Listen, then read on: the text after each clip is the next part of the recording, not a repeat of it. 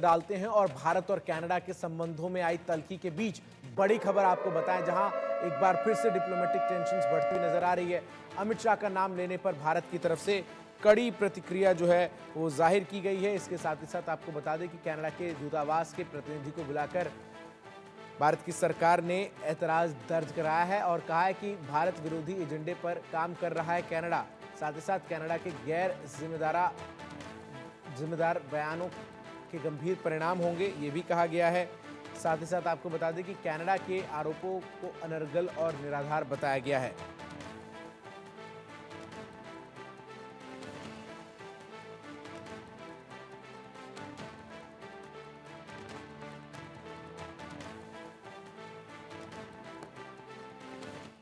वहीं विदेश मंत्रालय के प्रवक्ता का बड़ा खुलासा भी सामने आया, जहां कनाडा में भारत के राजनयिकों के फोन टैप हो रहे हैं, ये कहा गया है। कनाडा सरकार ने खुद इसकी जानकारी भारत को दी है। कनाडा सरकार से बताकर विदेश मंत्रालय ने इसको लेकर आपत्ति जाहिर की है। फोन टैपिंग को लेकर भारत ने अपनी नाराजगी भी जाहिर की है।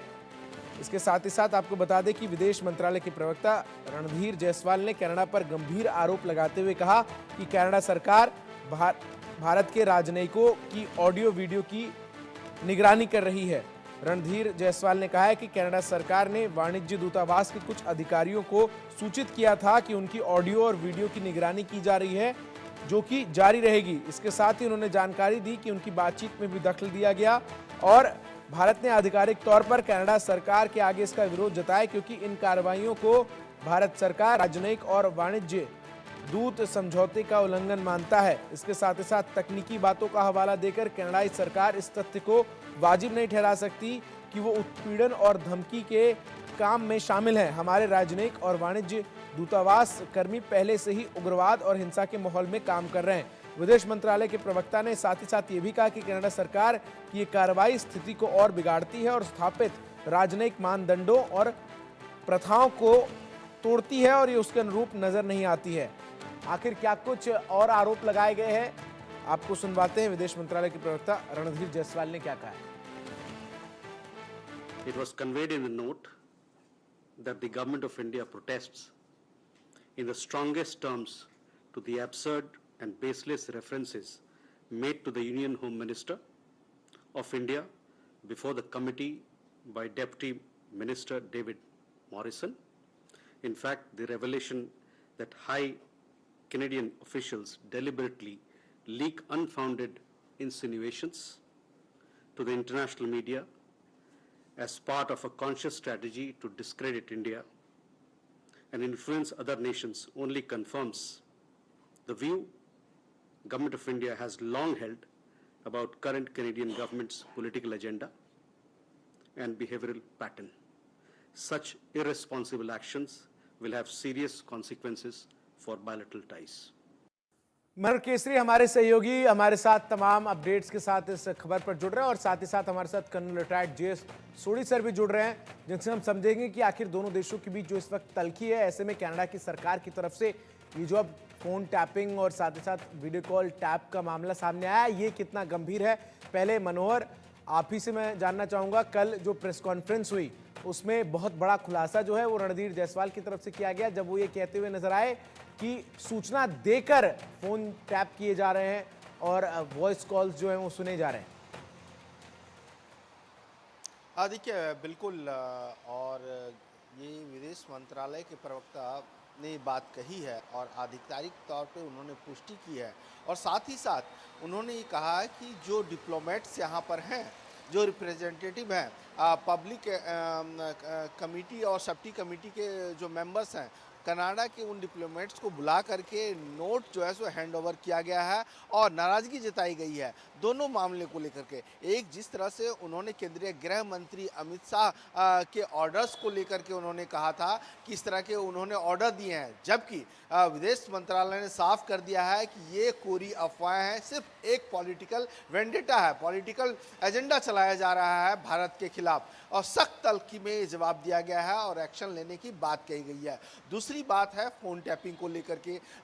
फोन टैपिंग को लेकर के कहा गया है कि कनाडा की सरकार ने बाकायदा बताया है कि आप लोग के फ़ोन टैप किए जा रहे हैं। तो क्या वजह है कि फ़ोन टैपिंग करने की नौबत आ गई है? तो इस तरह से भारत सरकार ने कहा है कि आप इस पे ध्यान दें, न तो भारत और कनाडा के बीच में जो द्विपक्षीय संबंध है उस पर असर पड़ेगा और इसका नतीजा भविष्य में देखने को मिलेगा। जी।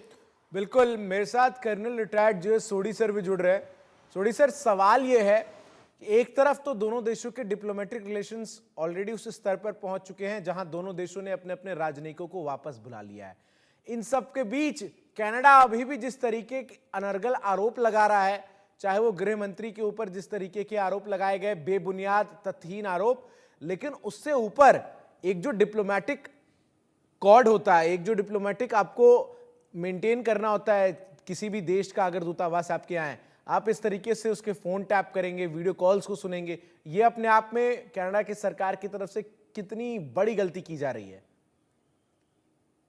जय हिंद चंदन जी, ये मेरा सौभाग्य कि मैं आपके न्यूज चैनल पे हूं।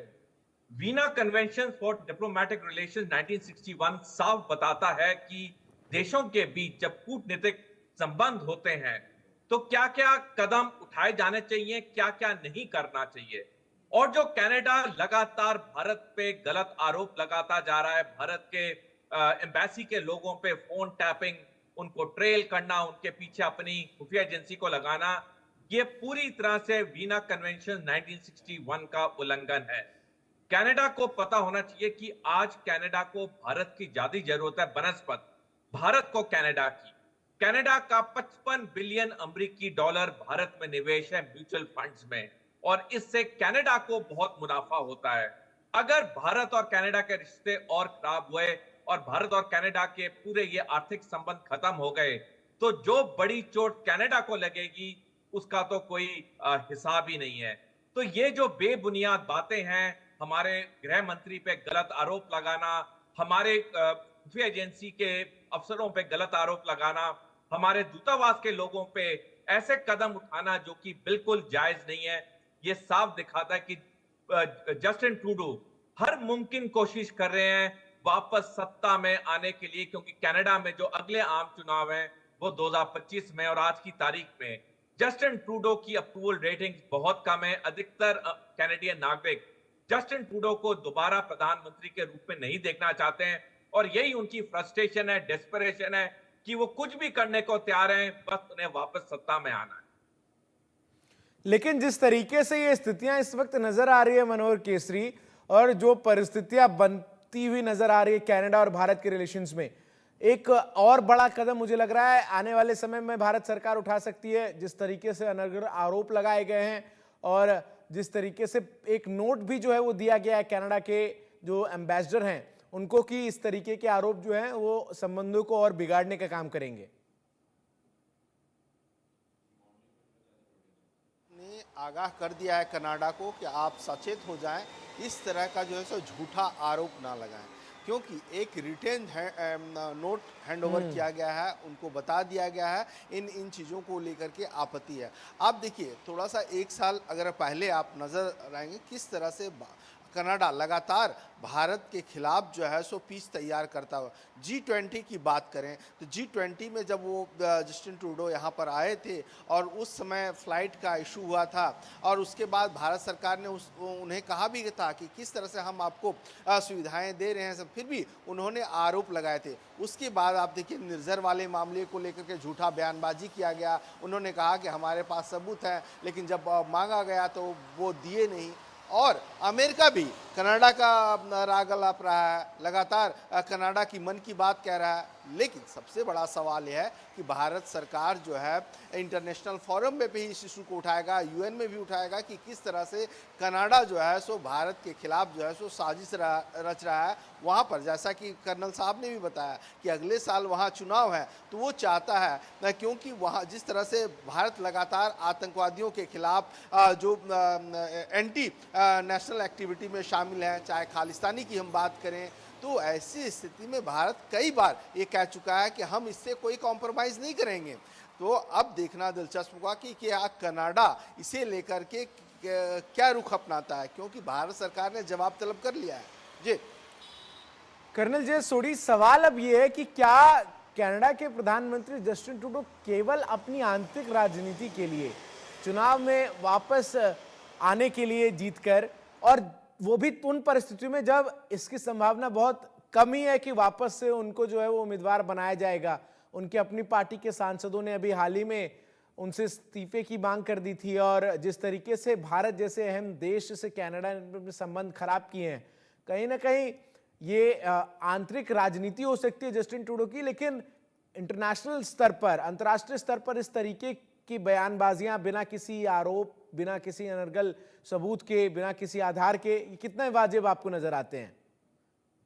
चंदन जी, आपने सही कहा कि जस्टिन ट्रूडो की लिबरल पार्टी के अंदर ही मतभेद शुरू हो गए हैं और अधिकतर उनके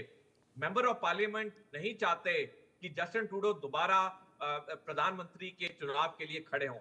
लेकिन जहां पे वो सत्ता में रहने के लिए ये गलत हरकतें कर रहे हैं, वहां वो एक और बड़ी चीज कर रहे हैं, वो कनाडा को अंदरूनी रूप से खोखला कर रहे हैं। जस्टिन ट्रूडो को याद रहना चाहिए 21 सितंबर 2011 को जब अमेरिका की secretary of state Hillary Clinton Pakistan के दौरे में गई थी, तो उन्होंने आतंकवाद के संदर्भ में कहा था कि जो लोग अपने घर के पीछे सांप पालते हैं, उन्हें याद रखना चाहिए यही सांप उन्हें एक दिन डसेंगे। आज हम देख रहे हैं पाकिस्तान ने जो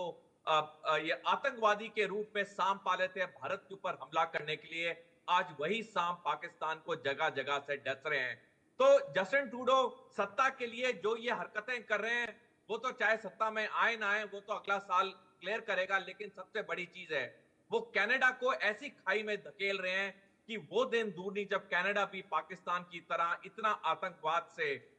शिकस्त होगा, क्योंकि जस्टिन ट्रूडो की गलत नीतियों ने वहां पे ऐसे आतंकवादियों को पनाह दी है, चाहे वो जिहादी हो, चाहे वो खालिस्तानी हो। और हम देख रहे हैं कि आए गए दिन कनाडा की धरती पे ऐसे ऐसे कार्रवाई हो रही है जो कि कनाडा के लिए शर्म वाली बात तो है ही है, लेकिन आने वाले समय में उसके लिए इतनी बड़ी दिक्कत जस्टिन ट्रूडो क्रिएट करके जाएंगे कि आने वाली पुश्तें जस्टिन ट्रूडो को माफ नहीं करेंगी। तो अभी भी समय कनाडा के लिए, जस्टिन ट्रूडो के लिए अपने आप को संभालें। सत्ता आती है, जाती है, कोई प्रधानमंत्री बनता है, नहीं बनता है, लेकिन अपने देश को इस तरह से खोखला करना मेरी राय में सबसे बड़ी भूल है जस्टिन ट्रूडो की। और वो भी उन परिस्थितियों में सोडी साहब, जब भारत में जिस तरीके से बड़ी संख्या में स्टूडेंट्स जो हैं वो कनाडा जाते हैं, और कनाडा में जो इंडियन हैं वो एक बड़ा वोट बैंक है, कहीं ना कहीं वो भी जब इन तमाम चीज़ों को देखते हैं और इन बातों को साफ तौर पर नजर आता है कि कनाडा का वो एजेंडा जिसमें वो खालिस्तानियों का तो समर्थन करता नजर आता है, लेकिन जब भारत उनसे मांग करता है कि आप गोल्डी बरार सहित और भी जो तमाम वांटेड कनाडा में हैं उनको हमें सौंपे, तो इस पर वो चुप्पी साध लेता है, इस पर उसकी तरफ से कुछ भी नहीं कहा जाता है। चंदन जी, हर साल कई हजार भारतीय छात्र कनाडा जाते हैं पढ़ाई के लिए, और हर साल कनाडा भारत से 5.5 बिलियन अमेरिकी डॉलर कमाता है इन छात्रों के वहां पढ़ाई करने की वजह से। और इतनी बड़ी रकम को नजरअंदाज करना, जैसे मैंने पहले बताया कि कनाडा का 55 बिलियन अमेरिकी डॉलर भी भारत में निवेश है म्यूचुअल फंड्स में, इतनी और बड़ी रकम को नजरअंदाज करना कुछ गिने चुने आतंकवादियों के लिए, आपने सही कहा, जैसे गोल्डी बरार हैं, कई और हैं, ये कनाडा की बहुत बड़ी भूल है। हमने देखा है पूरी दुनिया में जिन जिन देशों में, जिन जिन जगह पे पॉलिटिशियंस ने ये आतंकवादियों का समर्थन किया मैं सत्ता में रहने के लिए या सत्ता में वापस आने के लिए, उन देशों का कितना बुरा हाल हुआ है, ये इतिहास गवाह है। तो ये अभी भी समय है कनाडा के पास, जस्टिन ट्रूडो के पास, कि उन्हें अपने आप को संभालना चाहिए। भारत हमेशा ही सही कनाडा के साथ अच्छे रिश्ते रखता है, आज भी भारत सरकार कनाडा के साथ अच्छे रिश्ते रखना चाहती है, लेकिन ये जो गलत हरकतें हैं जस्टिन ट्रूडो की, ये खत्म होनी चाहिए। भारत पे कोई झूठा आरोप नहीं लगाना चाहिए। जो कुछ अगर उनके पास